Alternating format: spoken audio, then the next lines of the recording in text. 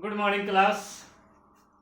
In the second part of chapter number 5, we will discuss our main topics, which is transfer of heat and absorption and reflection of heat. I have written some headings here, like as conduction, convection, and radiation. These are the methods of transfer of heat. And land bridge and sea bridge, these topics are included in the second method of transfer of heat, that is convection. And last one is absorption and reflection of heat. किस तरीके से वो चीजें होती हैं उन सब के बारे में हम इस वीडियो में डिस्कस करेंगे। फर्स्ट ऑफ ऑल जो हमारा फर्स्ट हेडिंग है वो है about transfer of heat. Heat जो है वो किस तरीके से एक मीडियम के अंदर, किसी मटेरियल के अंदर आपका ट्रांसफर होता है एक एंड से उसके दूसरे एंड के अंदर, उसको हम इस चैप्टर के अंदर पढ़ेंगे। तो फर्स्ट ऑफ ऑल जो आपका मेथड है वो है कंडक्शन का।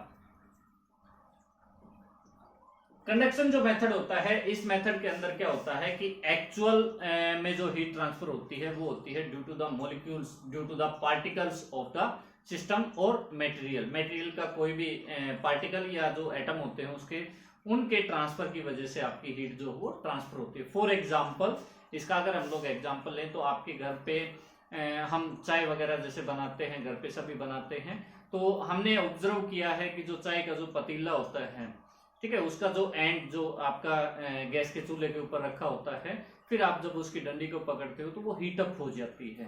तो वहां क्या हुआ, हमने उस जो पतीले की जो डंडी थी हमने उसको हीट नहीं किया, जो पतीले का हैंडल था उसको हमने हीट नहीं किया, लेकिन वहां तक हीट ट्रांसफर हुई है। कैसे हुई है वो, तो जो मटेरियल जिसका वो पतीला बना हुआ था, उस मटेरियल के जो पार्टिकल्स थे उन्होंने क्या किया है, हीट को कैरी किया है। अब वो कैरी कैसे करते हैं, तो सॉलिड्स जो होते हैं उनके अंदर आपने पढ़ा होगा पार्टिकल्स के बीच में या तो गैप बहुत कम होता है या एक दूसरे के ऊपर वो क्या करते हैं, ओवरलैप करते हैं। तो फर्स्ट पार्टिकल क्या करेगा, वो हीट ट्रांसफर करता है सेकंड को, सेकंड करेगा थर्ड को, थर्ड करेगा फोर्थ को, और इस तरीके से जो हीट ट्रांसफर है वो वहां पे टेक प्लेस करता है। कंडक्शन जैसे मैंने आपको बताया, तो इन सॉलिड्स, ज्यादातर जो आपके सॉलिड्स होते हैं वो आपके क्या करते हैं, हीट को कंडक्ट करते हैं। किस मेथड के थ्रू, कंडक्शन मेथड के थ्रू में कंडक्ट करते हैं।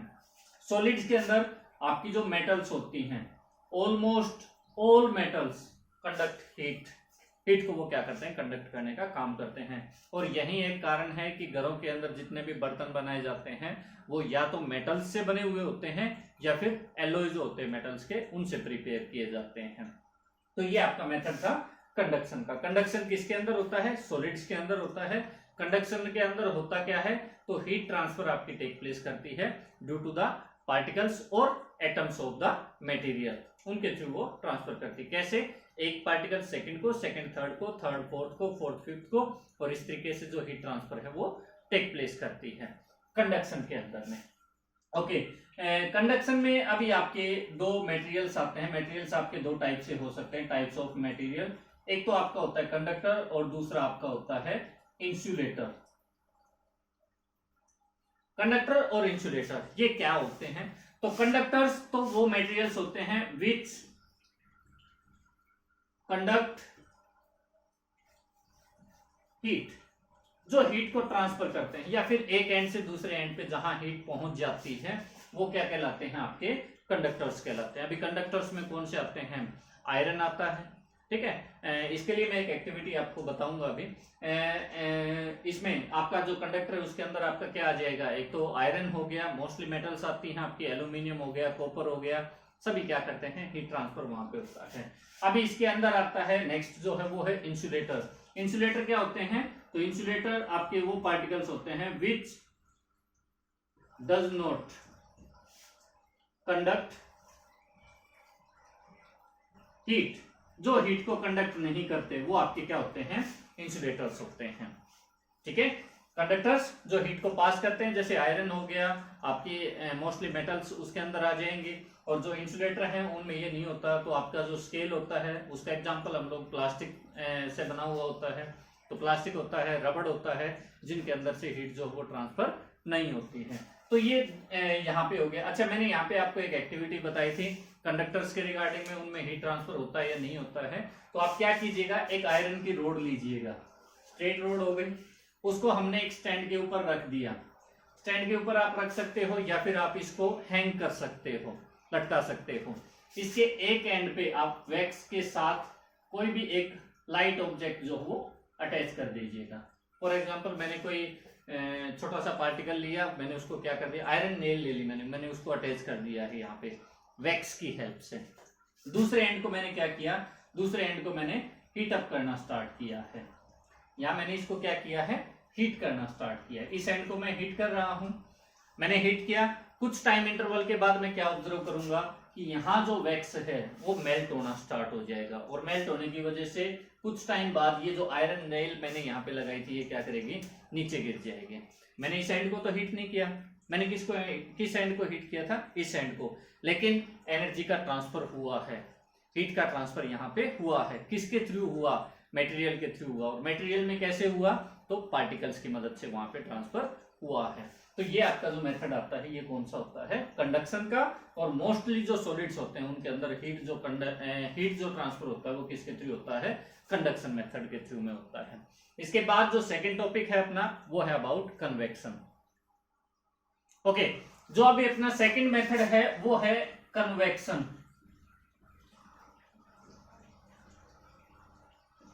कन्वेक्शन मेथड में क्या होता है, सॉलिड्स के अंदर क्या हुआ था, कंडक्शन मेथड के अंदर आपका क्या हुआ था, पार्टिकल्स वहां पे क्या हुए थे, एक पार्टिकल ने दूसरे को, दूसरे ने तीसरे को, यहाँ पे क्या होगा, एक्चुअल मूवमेंट होगा पार्टिकल्स का। और जो कन्वेक्शन मेथड है वो आपको वो मोस्टली देखने को मिलता है एयर के अंदर और लिक्विड्स के अंदर।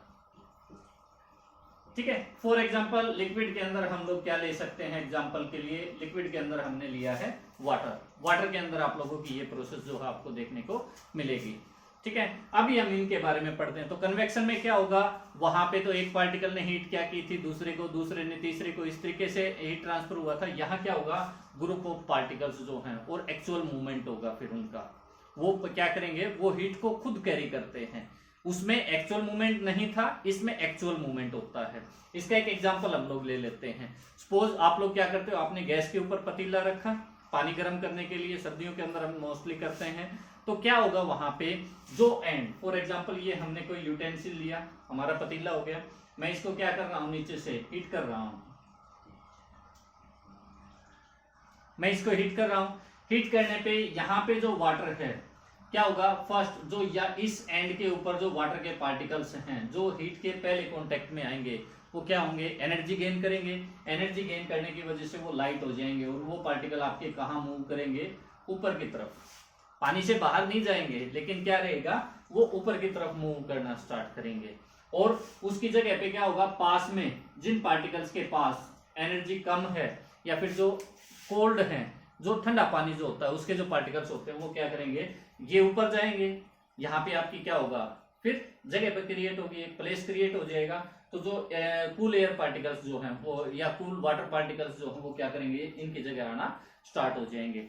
फिर ये भी हीट अप होना स्टार्ट हो जाएंगे। और ये प्रोसेस आपकी कब तक चलती रहेगी, तो ये प्रोसेस आपकी तब तक चलती रहेगी जब तक कि पूरा पानी गर्म नहीं हो जाता। तो इस तरीके से जो कन्वेक्शन प्रोसेस होती है उसके अंदर हीट जो है वो ट्रांसफर होती है। यहाँ क्या हो रहा है, एक्चुअल मूवमेंट। ये पार्टिकल गर्म हुआ, इसने किसी दूसरे को नहीं दिया, इसने क्या किया है, एक्चुअल मूवमेंट किया है ऊपर की तरफ में। यहाँ पार्टिकल्स क्या कर रहे हैं, फिर कोल आएंगे, वो हीट हो जाएंगे, वो ऊपर की तरफ जाएंगे, फिर कूल आ जाएगा नीचे, और लास्ट लॉन्ग करती है कब तक, जब तक सारे पार्टिकल्स गर्म ना हो जाएं, तब तक ये प्रोसेस ऐसे ही चलती रहेगी। ओके, अभी जो कन्वेक्शन है इसी के अंदर दो पार्ट आते हैं। एक आपका आता है लैंड ब्रिज और दूसरा आपका आता है sea bridge. Land bridge and sea bridge. अभी ये लैंड ब्रिज और सी ब्रिज क्या होता है, तो ये जो लैंड ब्रिज और सी ब्रिज है ये आपको मोस्टली देखने को मिलेगा कोस्ट लाइन जो एरियाज होते हैं, यानी कि समुद्र के नजदीक जो किनारे जो जगह होती है उनको हम लोग क्या बोलते हैं, कोस्ट लाइन एरियाज बोलते हैं। ठीक है, और कोस्ट लाइन एरिया के अंदर क्या होगा, एक पोर्शन डिवाइड होगा। इसके इस तरफ तो क्या होगा, वाटर होगा, और इस साइड में आपकी क्या होती है, लैंड होती है। वाटर मैं यहाँ पे ब्रैकेट के अंदर लिख रहा हूं, सी होगा, समुद्र होगा। अभी एक प्रिंसिपल होता है जिसमें क्या होता है कि जो वाटर जो है वो गर्म होने में टाइम लेता है और फिर ठंडा होने में भी उसको टाइम लगता है। ये आपने नॉर्मली भी देखा होगा। जबकि जो लैंड होती है उसके अंदर क्या होगा, लैंड हीटअप भी जल्दी होती है कूल भी जल्दी होती है। राजस्थान वगैरह के अंदर जो इलाके हैं जहाँ पे रेत वगैरह ज्यादा होता है, वहां पे दिन के टाइम पे गर्मी ज्यादा हो जाती है, रात के टाइम पे फिर ठंड भी हो जाती है। तो वो इसी वजह से होता है कि दिन में लैंड गर्म जल्दी हो जाएगी और रात को ठंडी जल्दी हो जाती है। इसी की वजह से कोस्ट लाइन एरिया के अंदर आपके क्या होते हैं, लैंड ब्रिज और सी ब्रिज होते हैं। ठीक है, इन डे टाइम, दो टाइम पे आपके होते हैं इन डे टाइम। अभी हम बात कर रहे हैं दिन के टाइम पे। दिन के टाइम पे क्या होता है, दिन के टाइम पे आपका वाटर गर्म होना स्टार्ट होगा, लेकिन लैंड जल्दी गर्म होती है तो लैंड जल्दी गर्म हो जाएगी।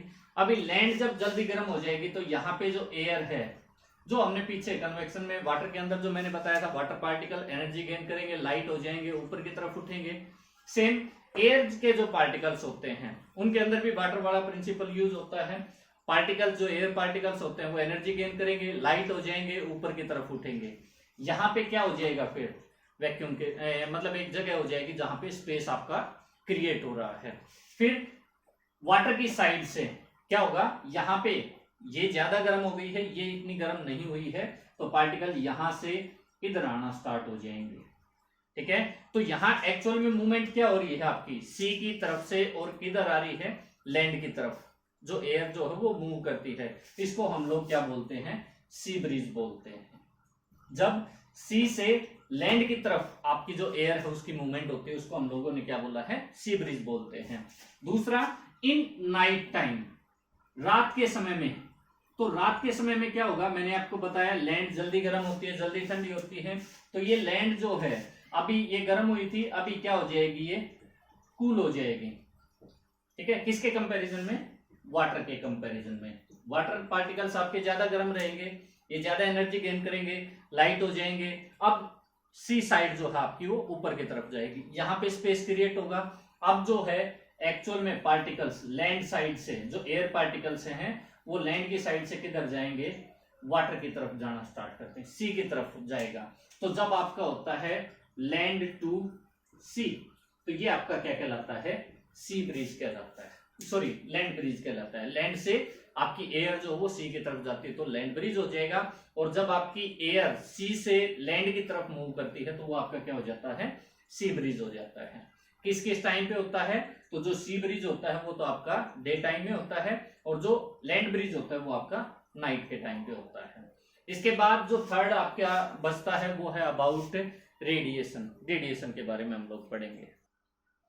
ओके, नेक्स्ट जो है अपना वो है आपका थर्ड अबाउट रेडिएशन। रेडिएशन क्या होते हैं, तो रेडिएशन जब भी कोई बॉडी हीटअप होती है, ज्यादा गर्म होती है, तो उससे रेडिएशंस निकलती हैं, तो वो आपकी प्रोसेस क्या होती है, रेडिएशंस कहलाती हैं। रेडिएशन के अंदर आपको एक जो चीज नोटिस करनी है, नो रिक्वायरमेंट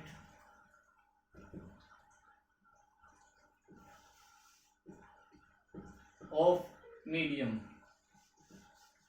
मीडियम की रिक्वायरमेंट यहाँ पे नहीं होती है इसके अंदर में। तो ये जो रेडिएशन प्रोसेस है, अच्छा अभी होते कैसे, रेडिएशन हम लोग कहाँ देखते हैं, तो रेडिएशन बिना मीडियम के होती है, सनलाइट अर्थ के ऊपर पहुंचती है। सन से अर्थ तक कोई मीडियम प्रेजेंट नहीं होता, लेकिन सनलाइट वहां से ट्रेवल करके, सन की जो हीट है वो वहां से ट्रेवल करके अर्थ के ऊपर पहुंच रही है। ये आपकी प्रोसेस किसके अंदर आ जाती है, रेडिएशन के अंदर। सेम सर्दी के टाइम में या गर्मी के टाइम में जब आप आग के पास जाते हैं तो आपको क्या है, बिना टच किए आप उसको छूते नहीं हो, उससे पहले ही आपको क्या होता है, आपकी बॉडी को हीट फील होना स्टार्ट हो जाती है। तो ये जो प्रोसेस होती है किसके अंदर में आती है, आपकी रेडिएशंस के अंदर आती हैं। अच्छा, इसके बाद जो अपना लास्ट टॉपिक बचता है एब्जॉर्प्शन ऑफ हीट, उसके बारे में हम अभी पढ़ेंगे। ओके, जो अपना लास्ट टॉपिक है वो है एब्जॉर्प्शन एंड, दोनों हम इसी के अंदर पढ़ेंगे, रिफ्लेक्शन ऑफ हीट। ये प्रिंसिपल आपकी डेली लाइफ में काफी बार यूज किया जाता है, एब्जॉर्प्शन एंड रिफ्लेक्शन।